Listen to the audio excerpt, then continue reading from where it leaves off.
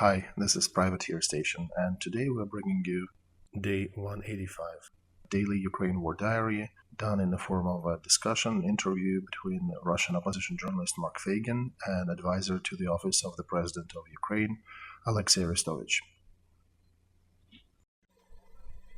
Dear friends, I'm glad to see you all on Feigin Live. It is Saturday, August 27th. Time is 10 p.m. in Kiev, and we're starting our stream, day 185, with Olexiy Arestovich. Glad to see you here, Olexiy. Good evening. As usually, I'm asking our viewers who joined us, despite it being Saturday, I understand people are trying to rest, but please share links to the stream, subscribe, and this will help those who might have missed it to join and watch this information. Those who have not subscribed, please click subscribe button. I am almost at 1,700,000, and of course subscribe to Alexei's channel. I think he's at about the same number. And if you're watching that in English, please subscribe to the Privateer Station. Since we missed yesterday, Friday, there were some events. Let's start with that. We are bringing up the map. What is happening on the front line? You're showing the deep state version, right? Okay, yes.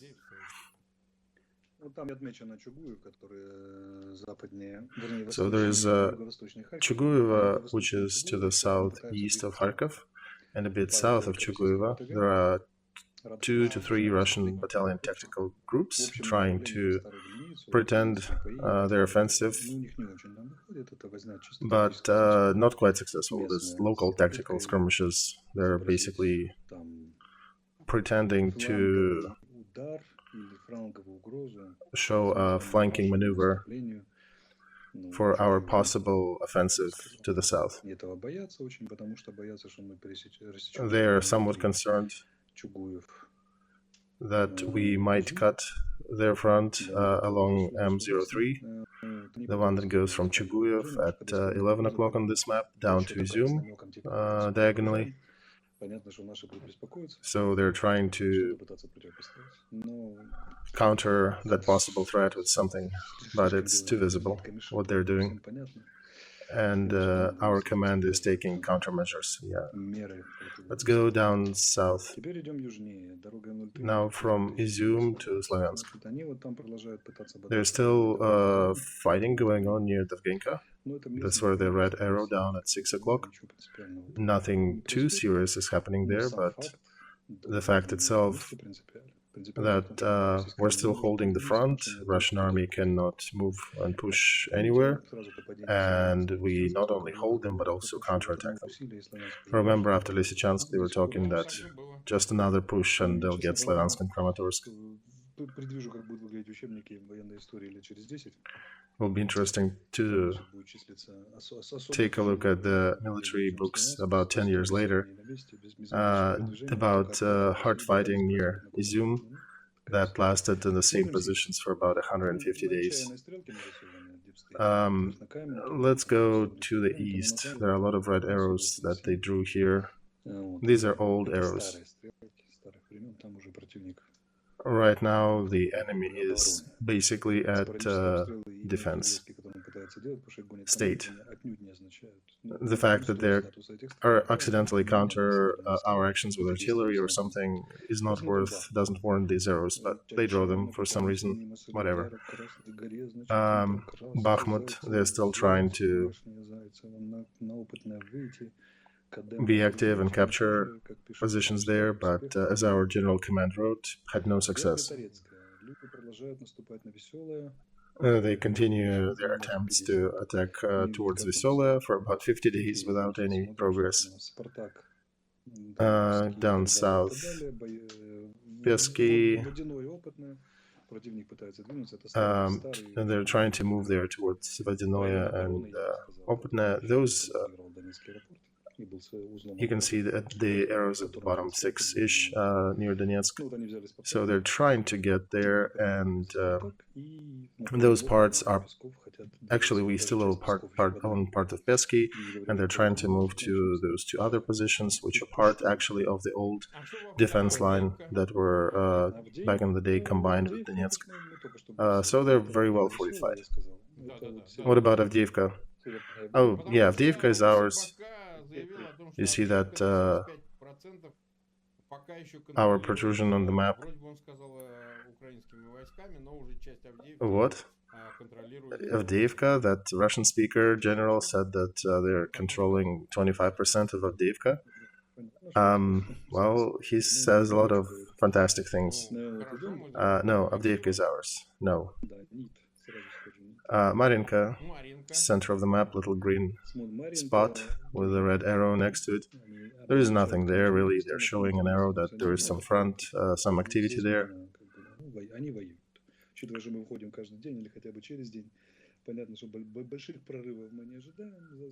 They are trying, but there are no major successes in that part. So let's look down at Zaporozhye.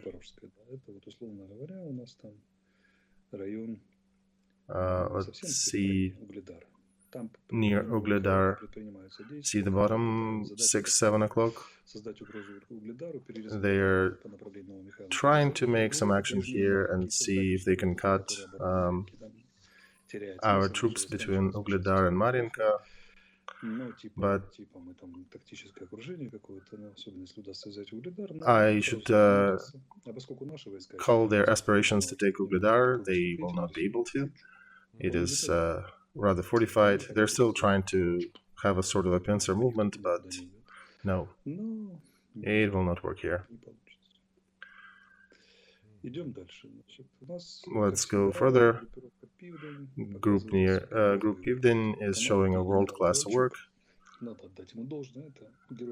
Kovalchuk, a hero of defense of Lugansk airport back in 2014. He was very good defending it. And he manages our troops in the south very effectively, for which he should be rewarded at some point.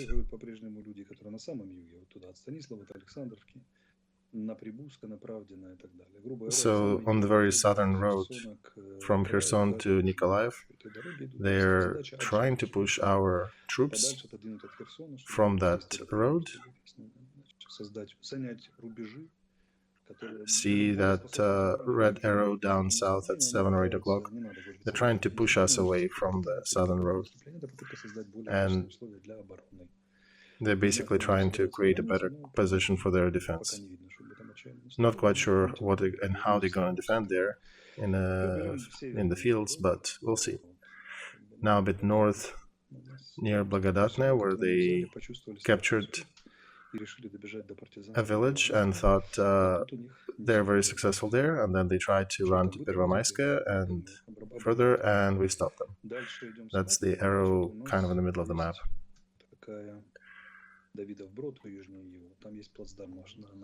Then let's zoom in. There is Davidov Brod, and they're trying to push us off from that side of the river, but they can't succeed. That's on the right side near 2 o'clock. We crossed the river, we're sitting there and holding the defense, and these two arrows indicate them trying to push us back. In the meantime, our HIMARS systems are still taking out their logistics and warehouses. Actually, right now, one is still exploding, a good one. And we usually get several of major hits every day. So, on average, that's what's happening on the front. Okay, we're about 10 minutes live, about 270,000 people watching us. Reminding those who just joined, share the link, subscribe. Those who have not done that yet, somehow 40% of you are watching us without subscription, click the subscribe button and click the bell. And of course to Olexiy Arestovych, and if you are watching that in English, to Privateer Station. Let's talk about events that happened during the Independence Day or after Independence Day. There were some hits. We actually saw, there's a video on Telegram of some Russian soldier making a video of one of the sides of Antonov Bridge that was shelled, and he's almost crying there, telling his bodies are laying around, dead people. So, dead Russian fighters. Yeah, that bridge we worked on, and it is in a condition pretty bad for transporting anything serious over it. We actually seriously worked also on Novokakhovskaya Dam, and it's like in that anecdote about a mosquito, may be alive, but will never be the same. So maybe a small light vehicle can cross that, but I have serious doubts that after our work on the dam, anything like tank can move across. Of course, they're trying to repair it, trying to keep it alive, but their capability have definitely diminished. Antonov Bridge, we got it about 12 times. It also does not help it to keep it alive on their side. In the south, we also hit the bridge. Thing is, when you hit the same place over and over and over again, it weakens. It loses the capacity to let the troops through. So every new barrage that we do like that, it weakens the Russian capability to reinforce their troops on the other bank.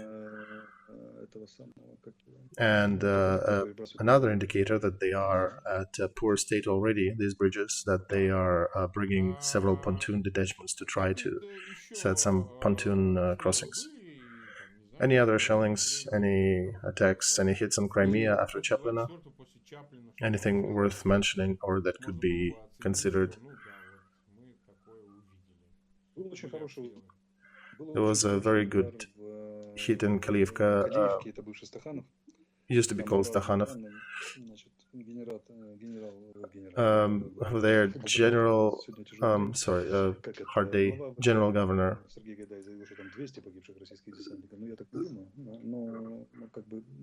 said that we hit 200 Russian airborne troops there in the barracks, but I am a little doubtful of that number, that figure, but several dozens, that's for sure.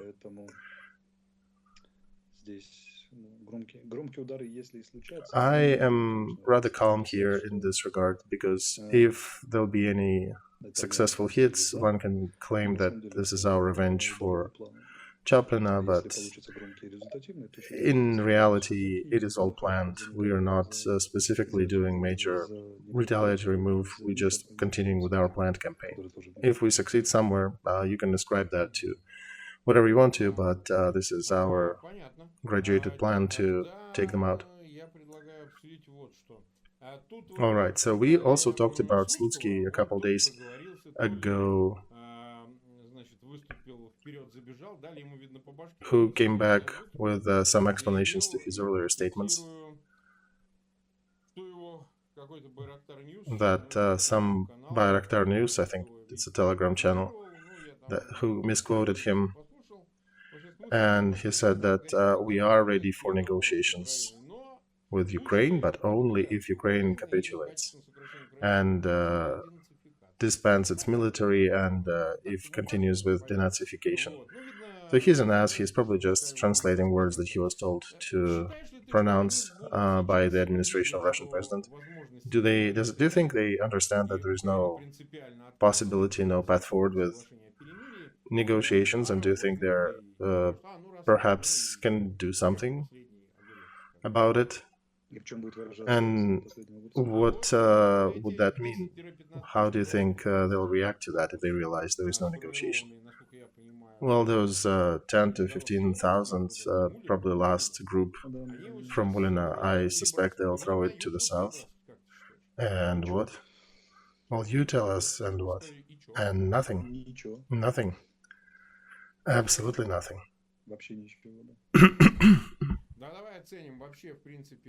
Let's gauge their perspective about this autumn.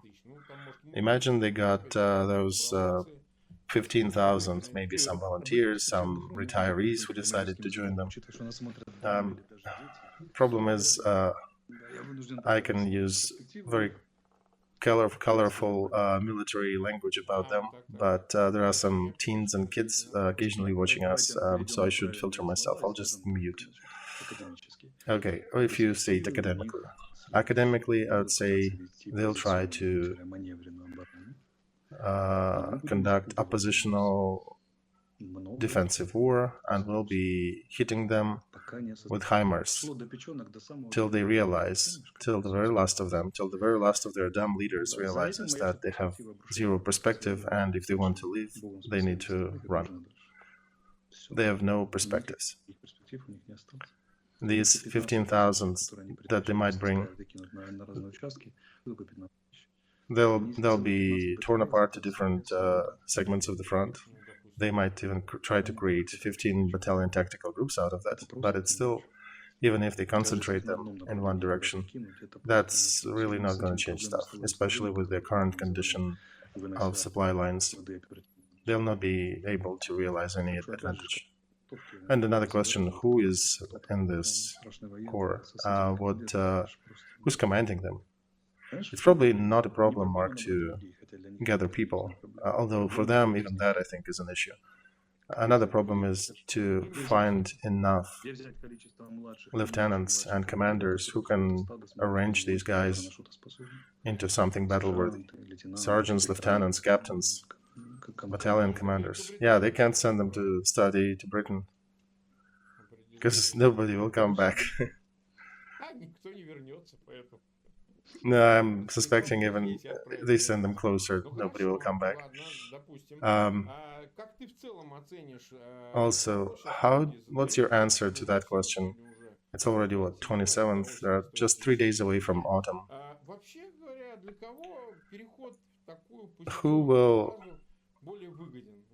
For whom it'll be more advantageous, a lengthy opposition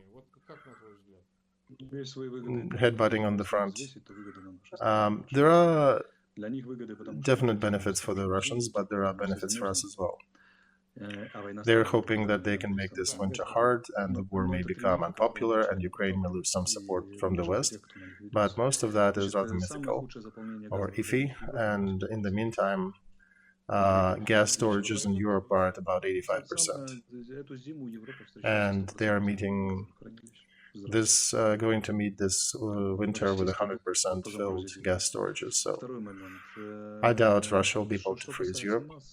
Regarding us, I don't think they'll hit our thermoelectric stations, because if they hit them, I think they'll automatically understand there'll be no negotiations period. Plus, we are covering them. We still have forces covering our energy centers.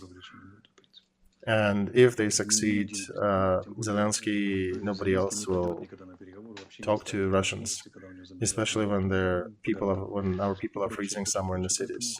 There'll be no negotiations in this case, so they will likely need to stick out in the field. Their logistics is poor.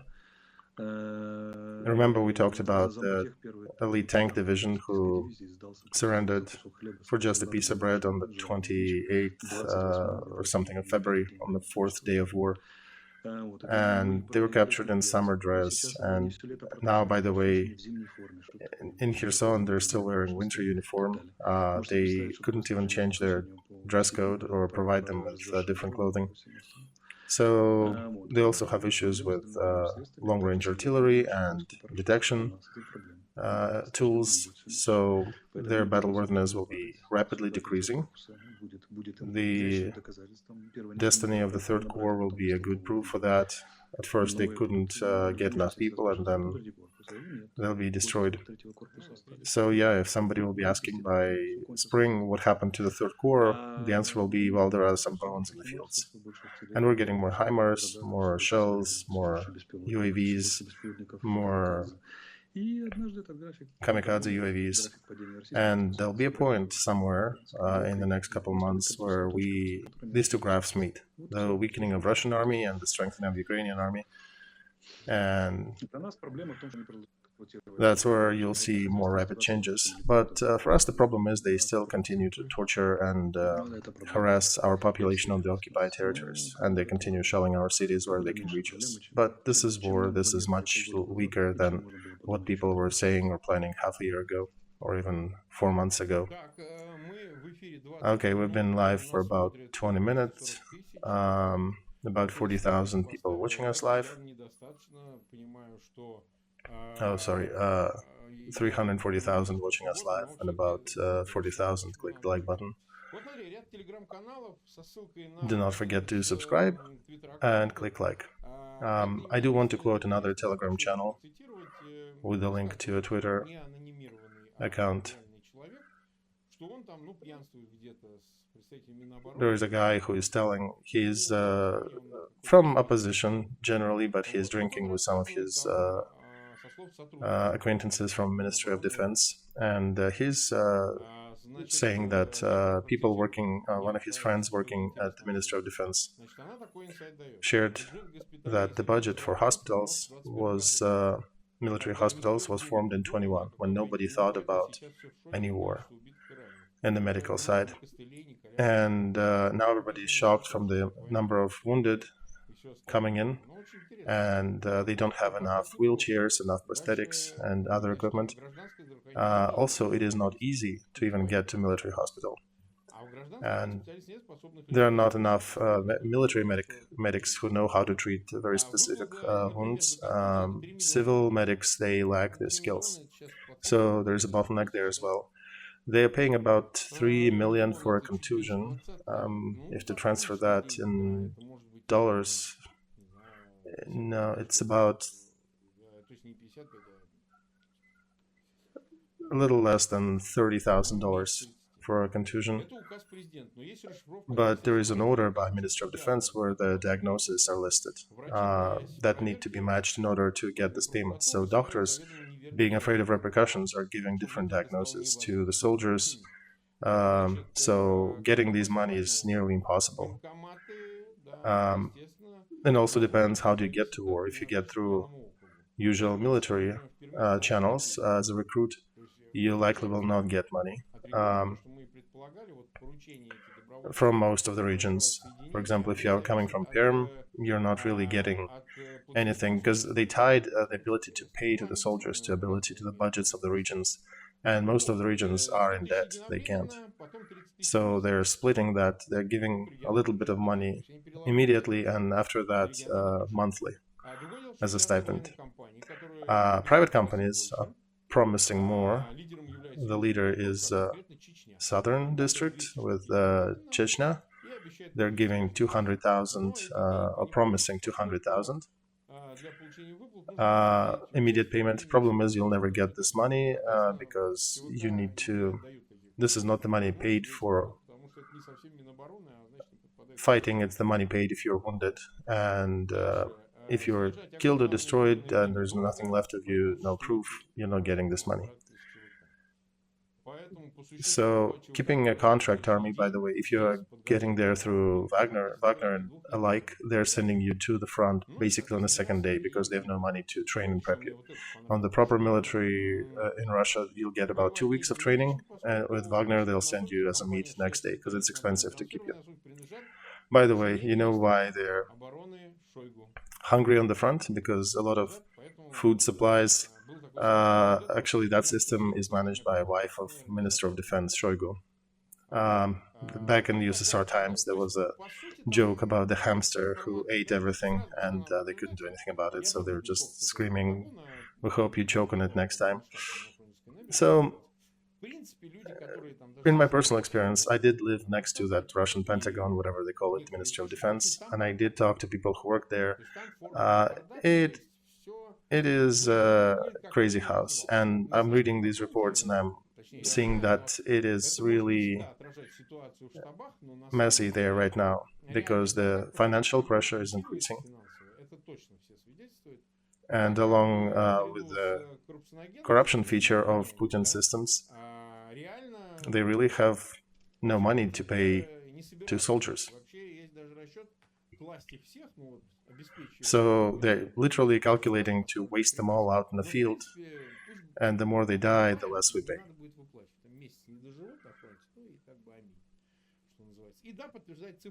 And inside Ministry of Defense, they're not even hiding these numbers. They're actually confirming that there are 50,000 dead. So with this army, that's not been reformed. It's not even Soviet army. It's like ruins of the Soviet army. How long do you think they'll continue fighting? Because I don't know what they're relying on. Mothers will birth new ones? Because you cannot reform army during war. Does anyone, after these news, believe, after mobilization of another million or, 137,000 order that he signed recently? Is there anyone who still believes that? I know that hospitals and even sanatoriums and rehabilitation centers are stuffed to the brim with wounded. One needs to even try to get a bed in one of those. So it is a catastrophe for the remnants of the Soviet military system. So what's important is that Russians know the truth, how this machine is grinding their own men, sons, and we'll work on that, right? We're telling them here, exactly. And the other part is when men will realize that this is a path to nowhere. Well, that's the problem. Russian men still somewhat coming, and they're thinking that they're getting paid for that. They'll never get paid. They're brought there to be killed, just like a herd of cattle, to not pay the money. I'll tell a story. It was at the beginning of war. It was day 3 or 4, and I get a call from Urzuf, and he's telling me that Russian troops are here. And the guy is a civilian. He needs to be trained what to see, how to report, so I'm training him over the phone. And my other question was to help him understand and separate his attention spans. So I asked him, what is the most spectacular thing you're seeing? What really surprised you? He said they don't pick up their bodies. I asked him to elaborate, so he basically explained that the first group that came, they all died, they were all killed. Then after them, a next wave came, a big wave. They captured the position, and they're walking around the streets of Gurzuf among their dead comrades, and they're not picking them. And, dogs are there trying to eat some of the corpses. Some of these dead bodies actually still have their weaponry and grenades on them. And that's just at the beginning of war. This is like day 3, day 4. That's what most people who come here don't understand. Most of the dead, they're still somewhere. They're still laying somewhere in the ground. Russian command never picks them up. They even don't pick up the ones whom we offered to transfer to them. We got a bunch of those in morgues and refrigerators. They're not even taking them back. Do you imagine they'll risk their lives under fire and try to collect other bodies? So that's what you guys are coming here for. If you're going to fight for Russia in this war, you're just going to die and lie somewhere in the field. At best, I think maybe 1 of 10 will find its way back home. And very often there is nothing to return. And that means MIA status, missing in action. And if he's missing and he burnt with armored vehicle, he's gone. He's MIA forever. And his family will be thinking, is he maybe still alive somewhere? So no. And forget about money. Maybe 1 out of 10 somehow managed to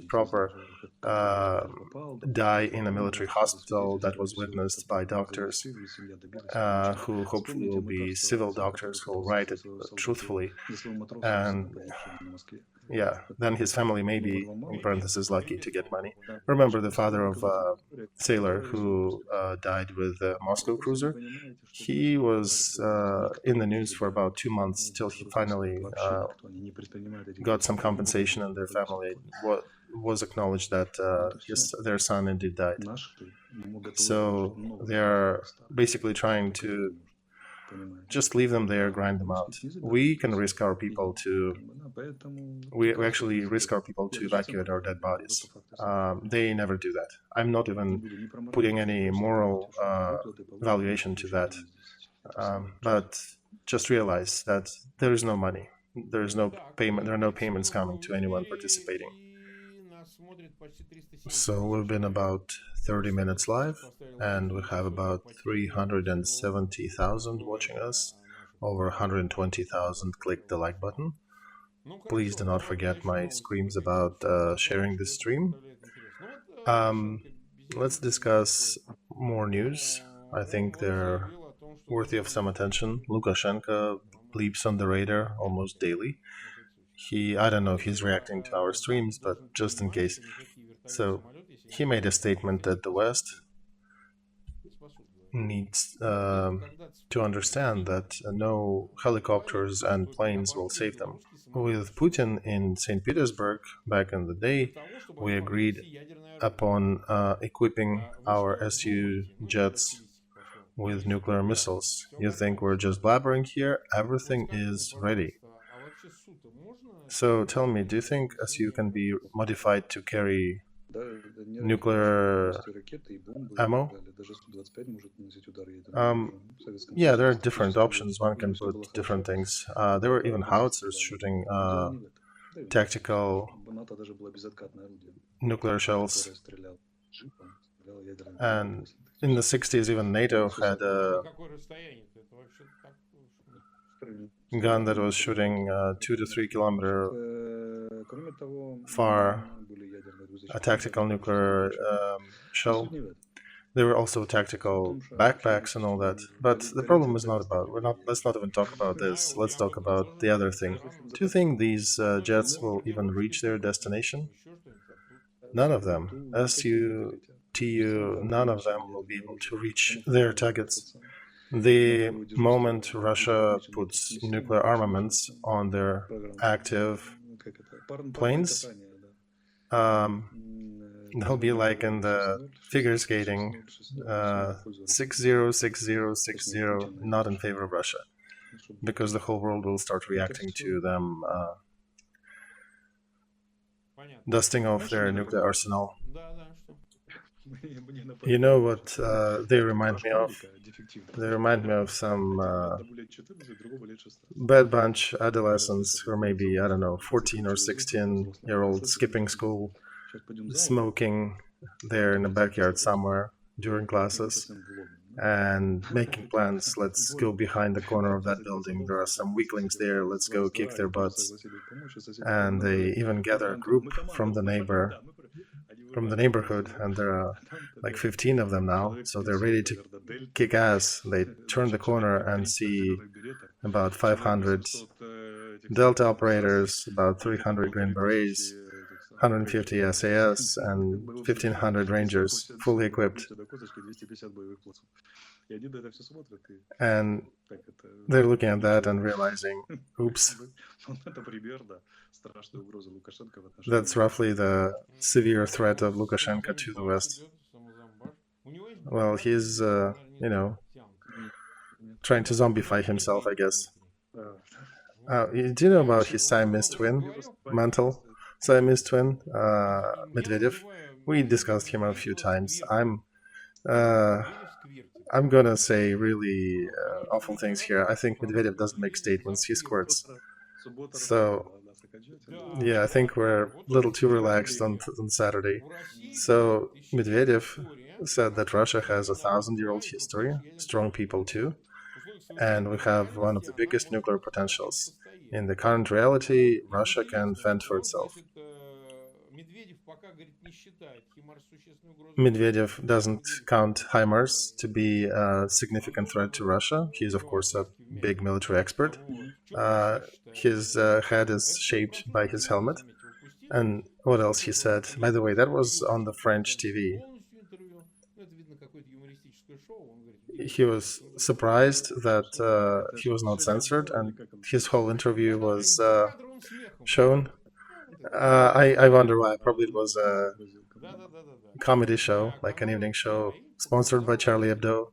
И Yeah, right, with the laughter in the ну, background. вот But он, anyway, yeah, they did show the full программа version of ударил his по interview. воспитанию, да, французский тяжелый эффект. Я Um, просто к тому, что вот такое ощущение, что они его выпускают, ну вот мы I говорим have a про feeling Feygina, that they sent him так сказать, when they got nothing Арешtovича else с to do. такими идиотскими заявлениями, With давайте all the Медведева. idiotic statements, let's send Medvedev С out. него уже не убудет, он же безнадежен. А как He is бы, already ну вообще hopeless. You know, какой he cannot смысл spoil his image обострять any его на further. таких уровнях? Потому что What's the reason, один though, do you несет все think, подряд, потом все to стирает, говорит, хакеры атаковали. Но create Медведев conflict on that расположен находить level? разрешение. Вот Um, как, he deletes, he ну tweets, he вот он deletes, and then изображает says злобного hackers фейка, attacked но him на again. самом деле Is он he playing выглядит как the bad cop? коварная шлюха. Поэтому я не знаю, вот But зачем he ему kind это. of looks posturing like the lowest social level in Конечно, prison. смешно, даже не I think смешно, это как his арт, employee is a характер. funny А ему cop, not a bad получается cop. это But сквирт и he's все. still Что some, можно сказать? a cop would have a uniform or something. А, да,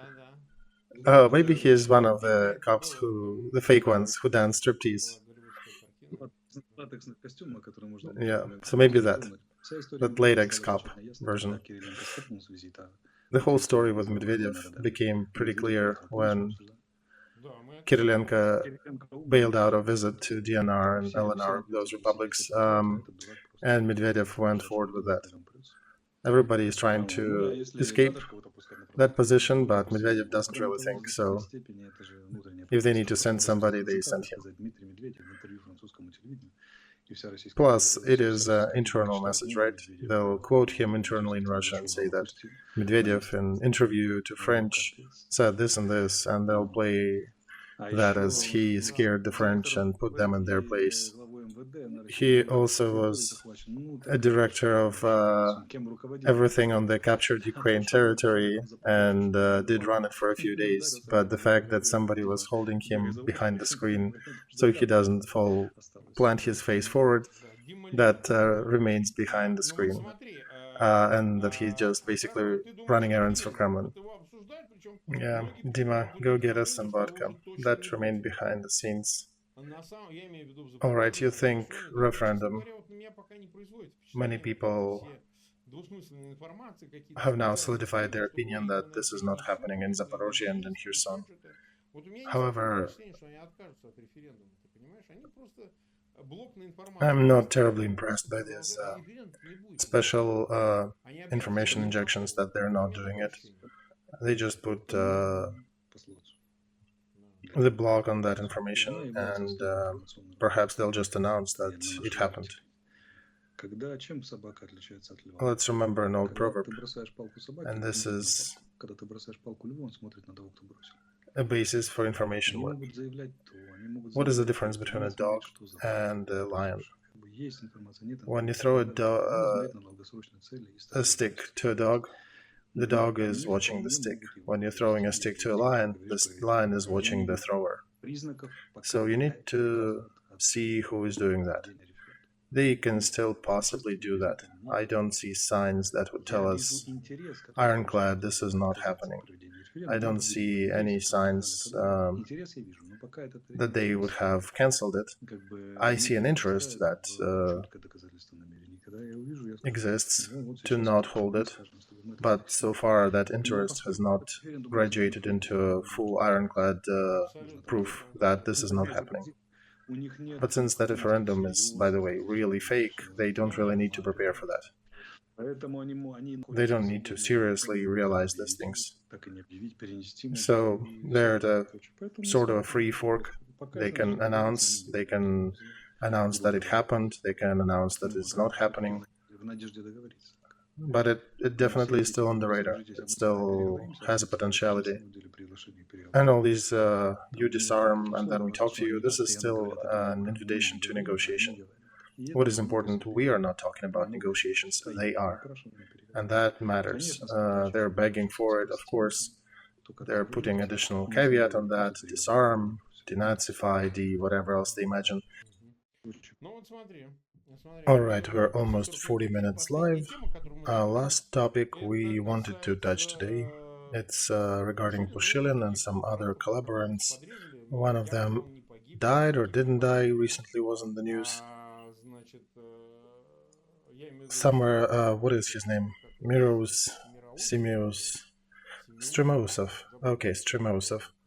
He recently commented that in one of the occupied territories, one of the appointed heads was blown up in a vehicle. And we don't know details if he survived or not. And now about Pushilin, who seems to have been shot at, and somebody leaked a conversation where he supposedly gives up his coordinates. And I think it's more of something to start scaring him that we're tracking you. But it appears that he became a figure of interest for Ukrainian side. Do you think he may be the next one? You know, Mark, they all are the next ones. Every person who trades to the enemy side must understand that he just signed his death warrant, and if not Ukraine, then partisans will get to them. These are the people who are joining and organizing the beatings in the basements, murder of people on the occupied territories. So even without Ukraine, there are enough people there who will not let them do that.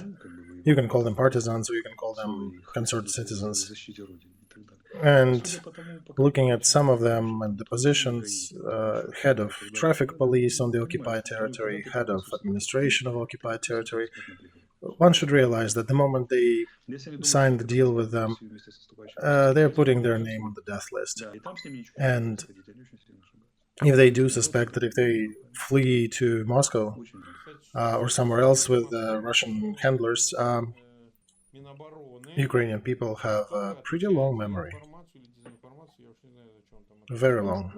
By the way, today in Moscow, there was a car burned that belongs to the Minister of Defense officer who's in charge of information or disinformation, whatever they're doing. I don't know if our public is aware that there is a lot of work of Free Russia. A lot of cells are existing on the territory of Russia. And tell us, well, it grows, that movement grows. They derail trains, they set institutes on fire, military research stuff. Ammo warehouses explode, military equipment gets damaged. There is generally a good resistance to Putin's regime. Legion is growing, and if at the beginning we had several dozen men, now it's already a battalion, actually over a battalion. Sorry for interrupting you. In Moscow, BMW X6 belonging to Evgeny Sekretaryov, one of the heads of the information department, was set on fire. Now, it's interesting how their information people live. They're buying BMWs, I guess, for their salary, right? Yeah, right, not a salary. So what I was saying is that there is resistance. There's definitely shaping up a resistance in Russia. You can go check the page, Legion of Russia, in Telegram and Facebook. They do post a lot of things. By the way, those people who come here to serve in Ukraine in Legion, they're given some of the best instructors, because we do understand that these fighters risked everything. So we treat them with high respect. We value them. These are the people who show a lot of courage on the front. And soon they'll have a next rotation, because the selection process is long now, but their next rotation is ready.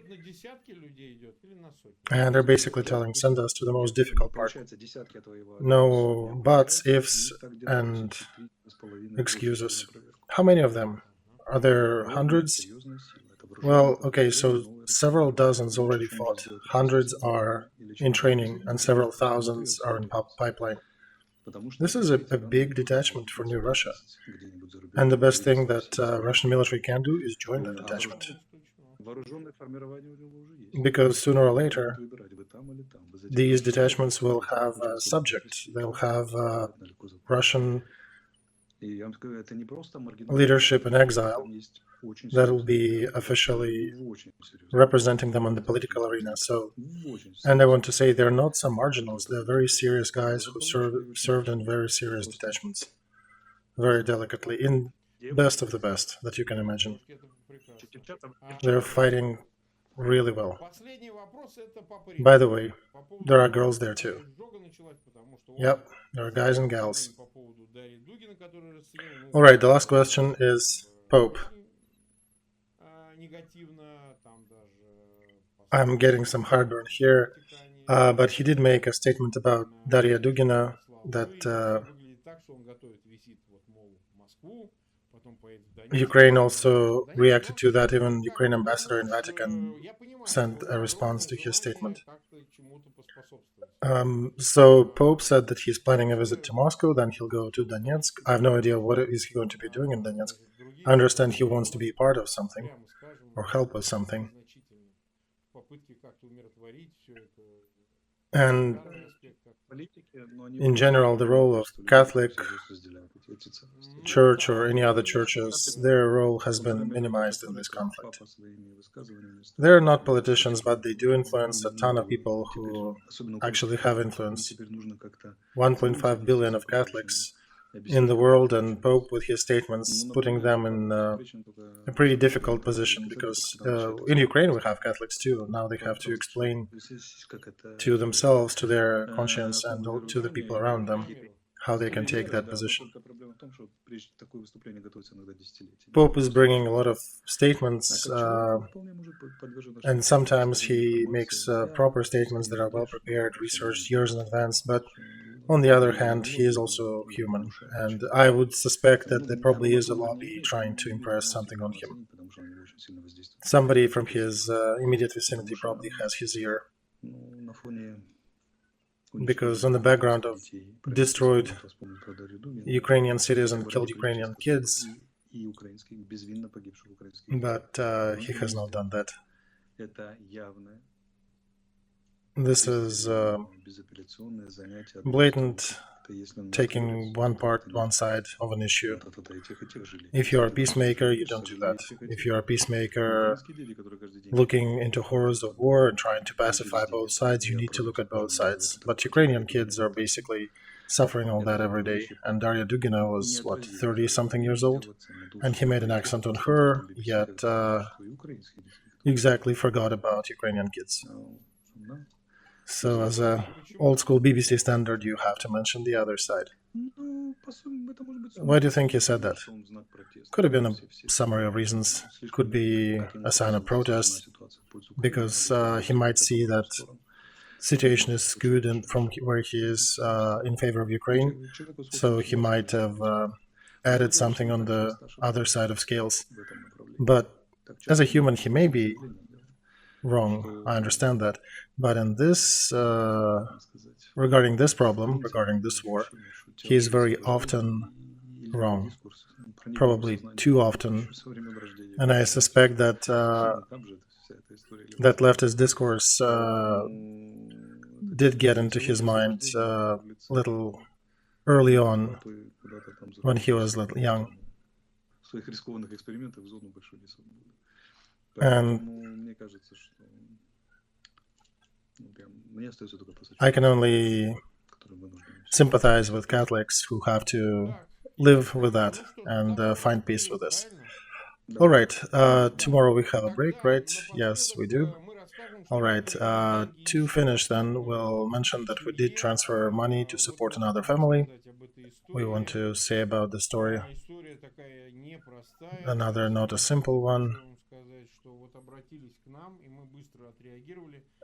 Some of our viewers turned to us for help. Alona Taran, she's 12, she's from Krasnograd, Kharkov region. On the 18th of August, their house was hit by a missile. Her parents died. She was thrown out of the window, and yeah, that's the picture. She had a broken thigh, and they had to reconstruct bones in her thigh, so she's recovering now. This is the picture of the house and what's left of it. So we decided to just go ahead and transfer some money to support her and her remaining relatives. Our charity program continues. A question here: would Pope be interested in expressing sympathy with that girl? He's a kind, good man, apparently, so he probably could if he paid attention to that. But for now, yeah, she has only you and me as her fatherly figures right now supporting her. So our merchandising project continues. Please follow, buy existing designs. There is another generation of our design coming up, not less stylish than the current one. I've already seen some previews, so coming soon. It's a good style, right? You can wear it even in Russia. So if you don't want to part with us in between the streams, you can get any of these bright designs, and also your money going 100% to support these families who suffered from atrocities of this war. Also, NFT project continues to exist on the OpenSea. All the links are below that video. So if anybody is interested in NFT images, you can go ahead and make purchases there as well. Another announcement tomorrow at 8 p.m. I'll have another couple guests on my stream with the commander and his aide, Kalinovsky. These two guys are serving and fighting on the front here in Ukraine. So we'll discuss different things, including maybe if they'll get back to Minsk at some point. They're originally from Belarus. And Olexiy will join us as usual on Monday, 10 p.m. And we'll discuss news that I'm sure will happen until then. Thank you, everybody. See you Monday, Olexiy. Thank you. Goodbye.